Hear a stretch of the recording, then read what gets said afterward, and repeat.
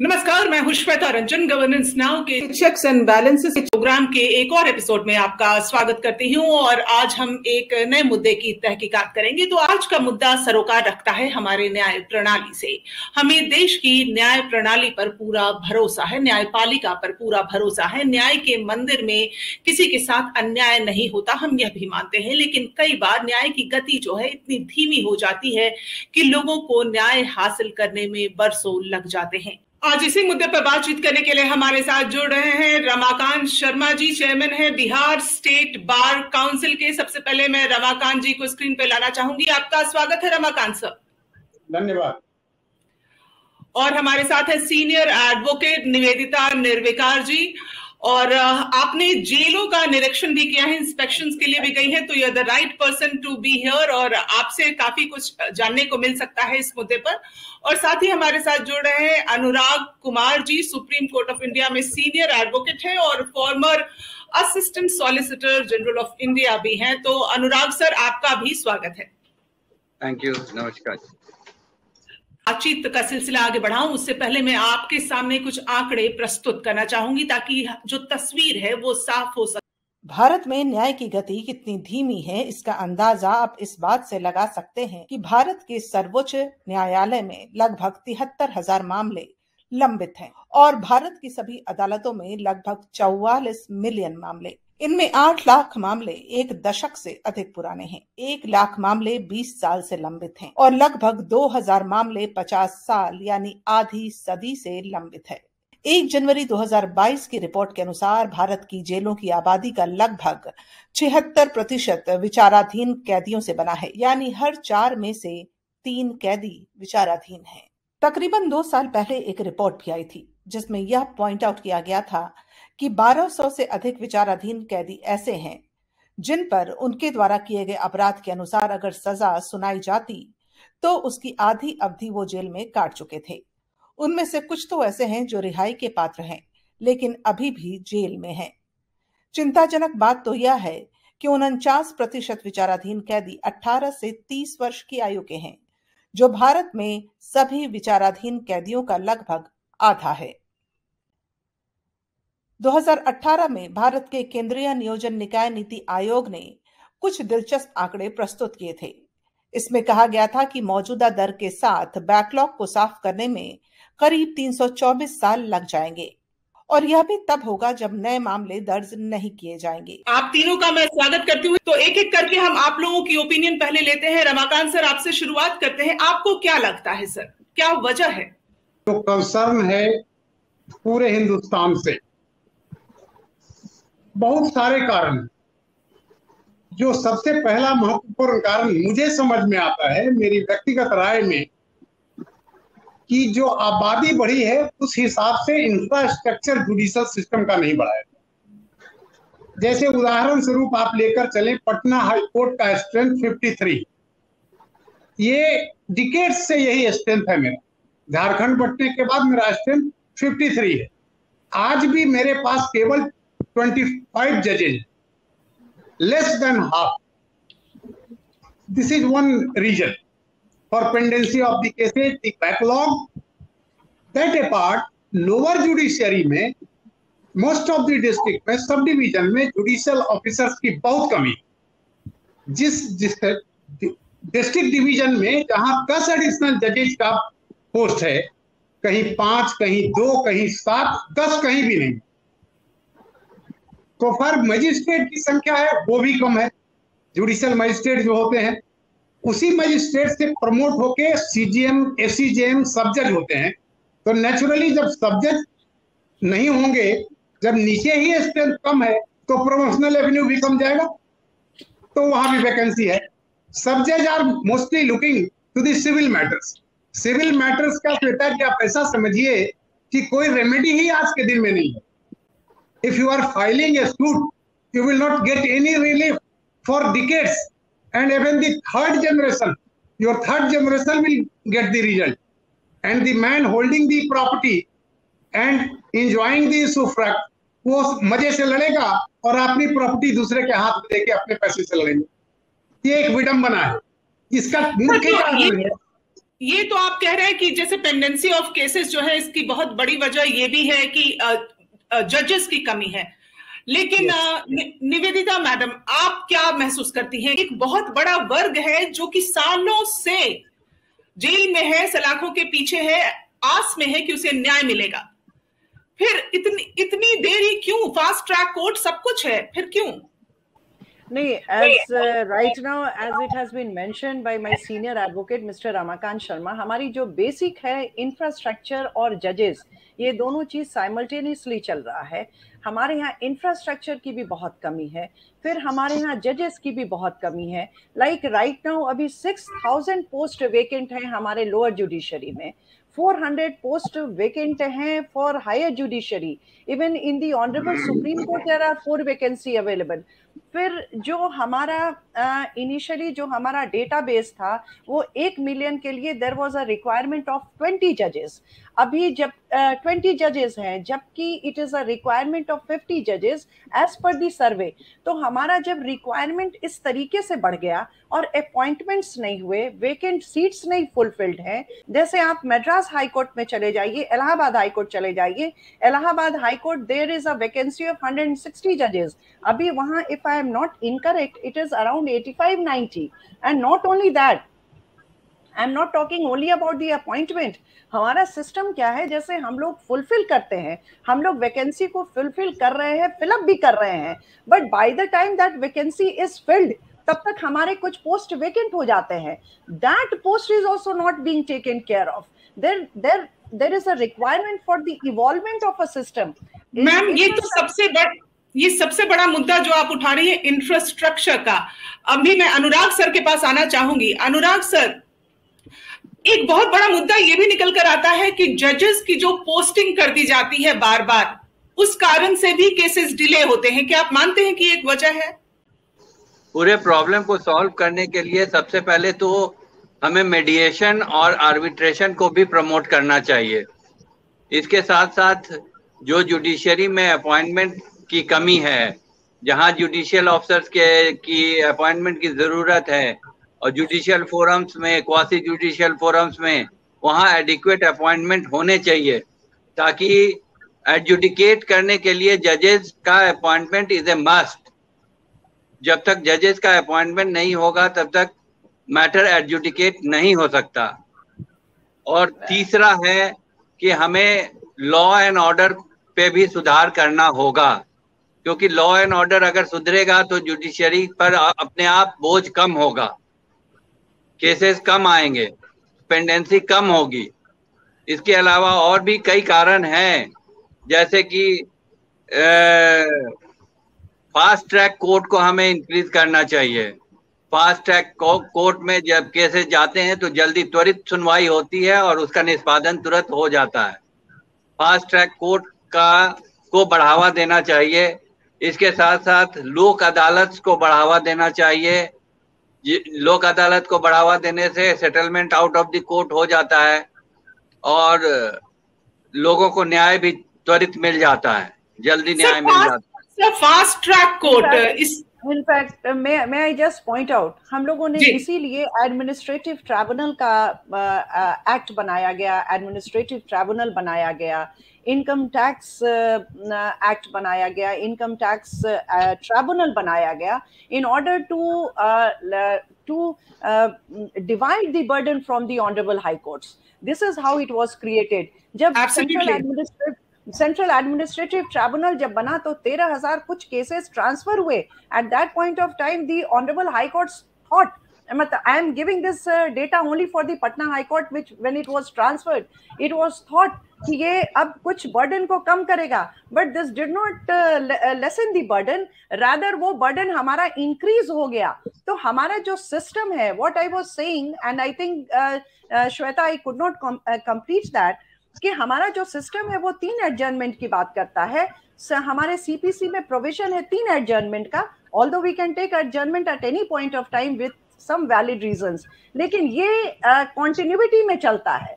We lawyers also feel that somewhere हम लोग भी इसके लिए गुनाहगार हैं। It is not only with respect to the जजेस एंड द इंफ्रास्ट्रक्चर, बिकॉज हमारा ट्राइब्यूनल में हम लोग रोज डेट ले रहे हैं, उसके पीछे मल्टी purpose reasons हैं.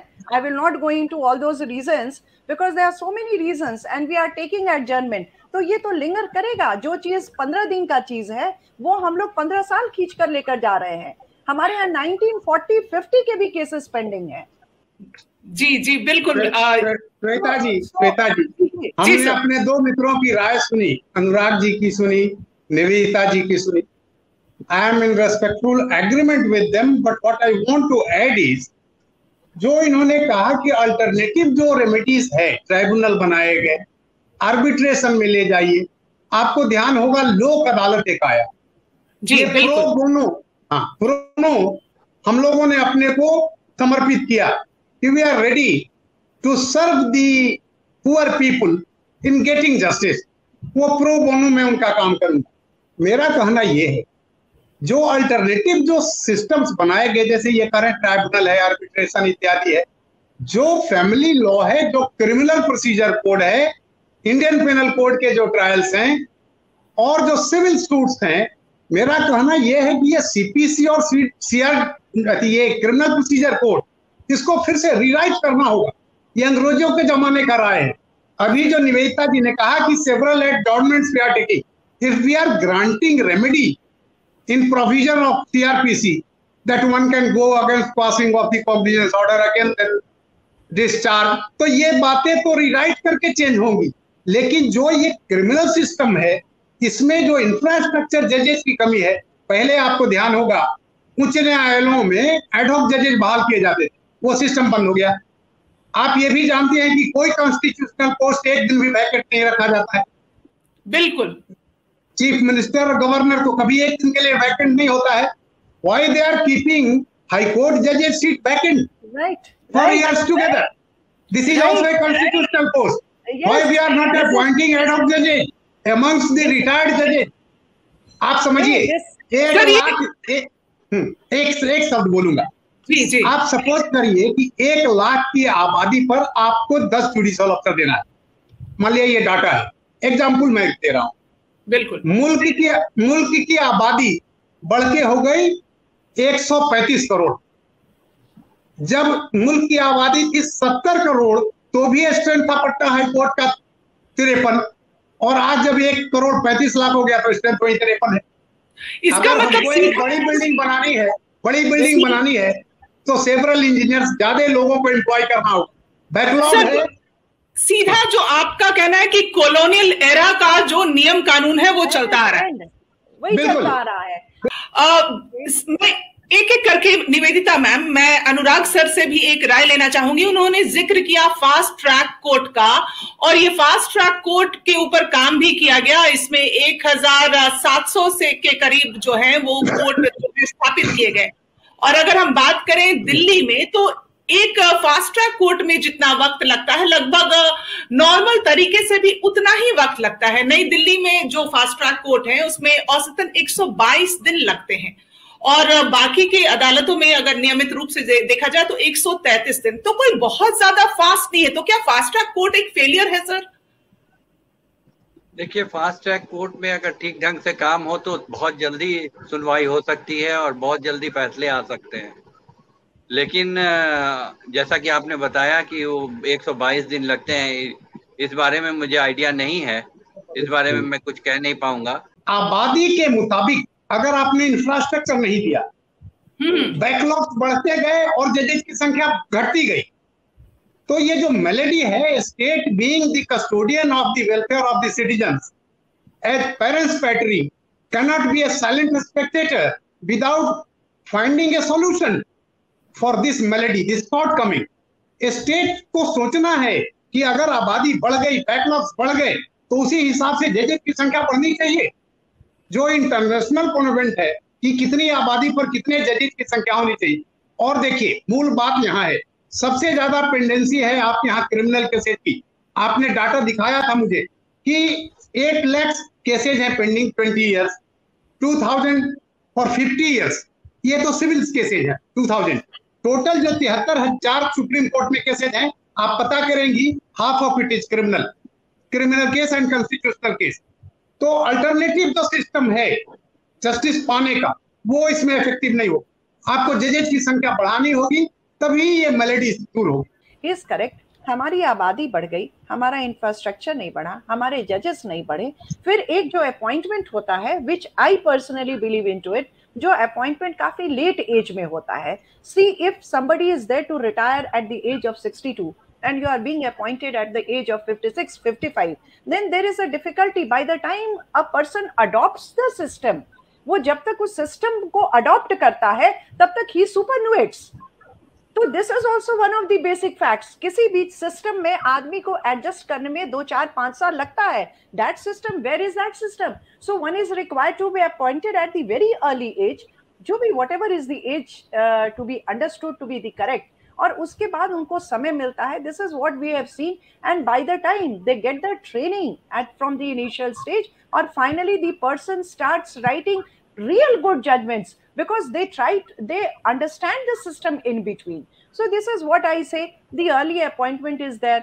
आप उसको पहले आप बहुत लेट अपॉइंटमेंट करते हैं, दे सुपरनुएट अर्ली, इंफ्रास्ट्रक्चर क्रिएटेड नहीं है, हमारे यहाँ जजेस की कमी है। These are certain issues which are making us। आपसे सवाल ये है कि क्या जो न्यायपालिका के ऊपर भारत का जीडीपी का जितना प्रतिशत खर्च होता है 0.08%, क्या वो खर्च आप मानते हैं कि कम है? कम है मैम, ये कम है। इसमें और इंफ्रास्ट्रक्चर को बढ़ाने के लिए और खर्च करना जरूरी है, और इंफ्रास्ट्रक्चर जब तक सुधरेगा नहीं तब तक हम लोग जजेस की संख्या भी नहीं बढ़ा पाएंगे, क्योंकि जजेस हैं तो इंफ्रास्ट्रक्चर चाहिए, और इंफ्रास्ट्रक्चर बढ़ेगा, जजेस की संख्या बढ़ेगी तो पेंडेंसी अपने आप ही कम होगी। हाँ श्वेता जी, वॉकिंग ऑन रेजर्स एड, वो धार पे चलता है जुडिशियल रेजर से, उसको भी ब्लेम किया जा रहा है फॉर बैकलॉग। अभी जैसा निवेदिता जी ने कहा कि हमारे जजेस बहुत काम करते हैं, फैक्ट रिमेन्स कि हमने नहीं देखा कि 5 मिनट भी लेट से कोई ऑनरेबल जज हाई कोर्ट में बैठता है। 10:30 बैठता है, 1:30 में उठते हैं, 2:15 में बैठते हैं, 4:30 में बैठते हैं, ऑल थ्रू काम करते रहते हैं। देखिए, we must remember that a strong and efficient criminal justice system, I am being a criminal lawyer is talking of criminal backlogs, criminal cases, under trial prisoners, the appellants who have filed appeal and are in jail for a decade, 10 years, उसको 14 साल की सजा है, 10 साल के jail में, उसकी appeal की सुनवाई नहीं हो रही। You just see, we must remember that a strong and efficient criminal justice system is a guarantee to the rule of law and vibrant civil society। It is concern of everybody। Civil society के लिए criminal justice system efficient होना चाहिए। दोनों बात उस पे दोष है, एक तो कि वो जो निर्दोष है वो जेल में पड़ा है बिकॉज उसका अपील सुनवाई नहीं हुआ, और जो दोषी है उसको सजा नहीं हो रही है, इसकी टाइम ट्रायल नहीं हो रहा है। अनुराग सर, समय बहुत कम है, लेकिन इसका सॉल्यूशन अगर देखा जाए तो क्या वर्चुअल तरीके से, डिजिटल तरीके से इस बहुत सारे मामलों का निपटारा संभव है? हाँ बिल्कुल है। जैसे अभी कोरोना के टाइम में हम लोगों ने डिजिटली कोर्ट को एड्रेस किया और कोर्ट चले, और कहीं से भी बैठकर कोई आर्गुमेंट हो जाता था, और कोर्ट्स भी उसको अच्छी तरह सुन के समझ लेते थे और उस पर फैसला आ जाता था। तो ये डिजिटली भी पॉसिबल है। मैडम, यहाँ मैं कहना चाहूंगा, आखिर जजेस तो वही होंगे ना जो या तो वर्चुअल रहे या फिजिकल रहे। जजेस की संख्या बढ़ेगी नहीं तो वर्चुअल कौन करेगा? वर्चुअल है। और हमारे कितने लॉयर्स के पास ये अवेलेबल है डिस्ट्रिक्ट लेवल पे? हमारे हाई कोर्ट के लेवल पे तो we are into difficulty madam. We are having so much of infrastructure, then also you found that what is the difficulty with us connecting to you. So जहां तक ये है, we have rightly said, number of vacancies बढ़ेंगे as per the population, then only things can be। And there is one more thing which is very important। It is always being said that the merit based appointment is also a basic requirement। So merit based appointment is also required to be seen।